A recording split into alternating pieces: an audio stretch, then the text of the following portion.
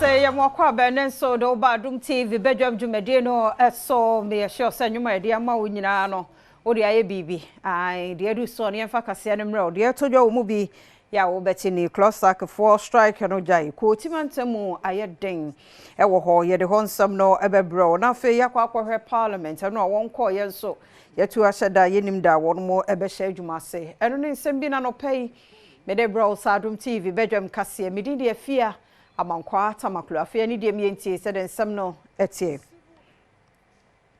Civil and Local Government Staff Association Ghana CLOSAC se one more at etua eye nra na ye call ye oti mantam no emu no eswani enso katre na je se why ye din ye pa adwuma bia nkoso esa emu nsem kase no etwaso.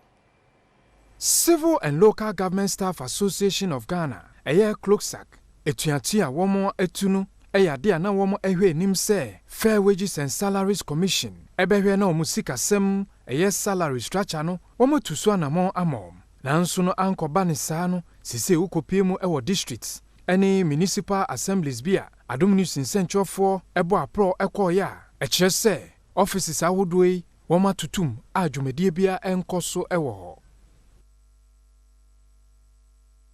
Mrashebejafo kwa setena ma speaker ora Abansumana Kingsford Babin etu asheda yenim eda wombesa atena sebi. We have, as usual, got a quorum to sit, but we have no business before us. In view of the failure of the business committee to sit, as a result of the refusal of those who requested for the recall to show up, we are compelled to once again adjourn the sitting of the House. Knowing the challenges we are facing, it is not advisable to be adjourning from day to day. And so I'll proceed once more to adjourn the meeting indefinitely.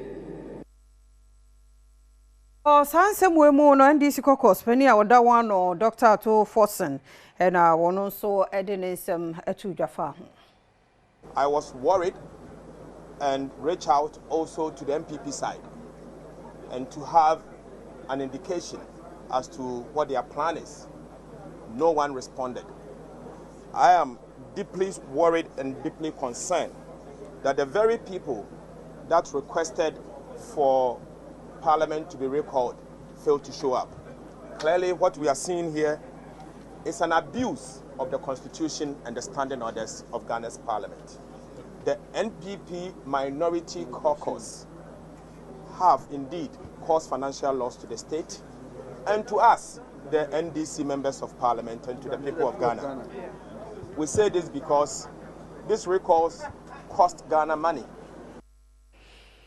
My intwason ransom for fro emu na sebe na Ghana for ye beti asie ye wo sikasamo ntoto ye mekire ye budget no ntino ene ya make say send Ghana for wono mo so ene Ghana for afa sede budget e hu nkomodie hu nsem ni nyina so etie ntichu 2025 for de no ye de afemu a kase no etwaso se aban ye omo budget na ye se budget no efa nsem anase hawa omo amedi dem omo amunni sika ne ebia senior citizens ne nkeka ho nyama omo pese aban eye ma omo na eno so ba budget ni mu na aban entumi enya saa nyama na age se saa nhihye ese ana se saa nkita ho se na saa nkofo no ye de omo abebomu na hawa ana se adwenkyra omo so wo ma aban no entumi ye nyama no na omo so oma yeden omo amatro aman na ye so ye de atokrata mu fefefe de akoma aban na ono so e de ato ne budget mu enochi no assistant commissioner of GRA Dr. Les Combat enso de etuotua homfaso etu yenim sisia no audit no ya centralizing no sisia ye wo the office back here from takat that is tax audit and quality assurance. Into omo and share audit to CCI improve on your compliance. And as any mechanic, CCI a lot of automation about GRA. CCI on the mean to tax with cash check there. Behold the car you'll be any hobby. CCI you have to sit at the comfort of your home and then you can pay the tax. You can either over to me aqua bank no aqua and now bet me use momo.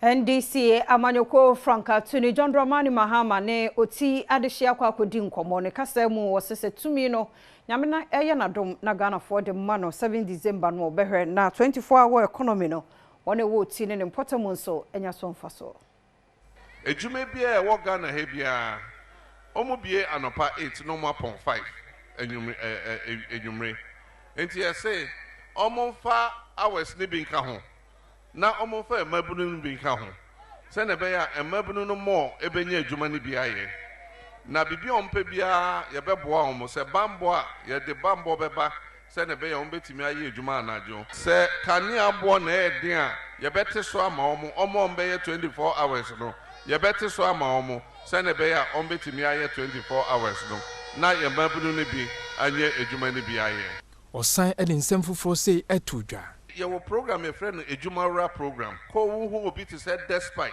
who a Ghana for a Kukudam for a Filmonia, a Juma Kessia Kesse, almost factory, almost a seka cracker, and the draw. Ebia, obey your Jina Hay, or Becca say, oh, me pese me ye pano any meat pie ton. Into 4 nona, and here say, what they etotopano no, ye de bemau, near bro is some no. Ni mouse kakra no start ye na wo ton afibia emabunu 10,000 ena ye beboa enti 10,000 a year enti 4 years and this aban for be wo hono ye beboa emabunu 40,000 e wo Ghana ha Domi kwa benya bato mpesi no so na ne mpanifo de nsamo to dwa se domi market no wo mbehwe na omo apagya mu asiesie ho no mu nyina kama Kasiano etwaso. This Saturday, at the China pavement, any man no, you better pavement.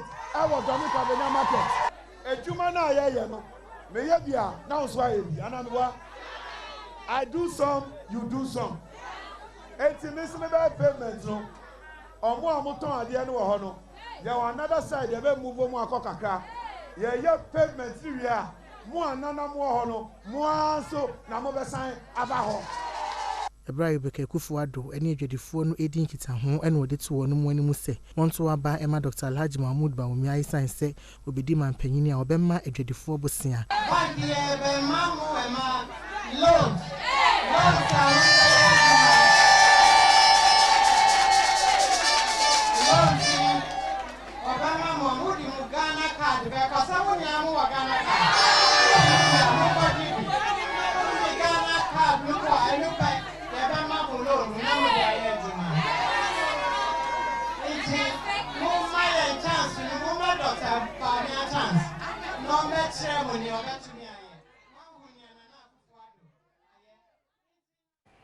Menya no so na Adom TV Badwam kase na ha na bema kwan na no pen ye de asie asedane ya wo de amra ni adaje sa twe yem bi mu adaroma ye de obon krata no ne online de to so ye kwaba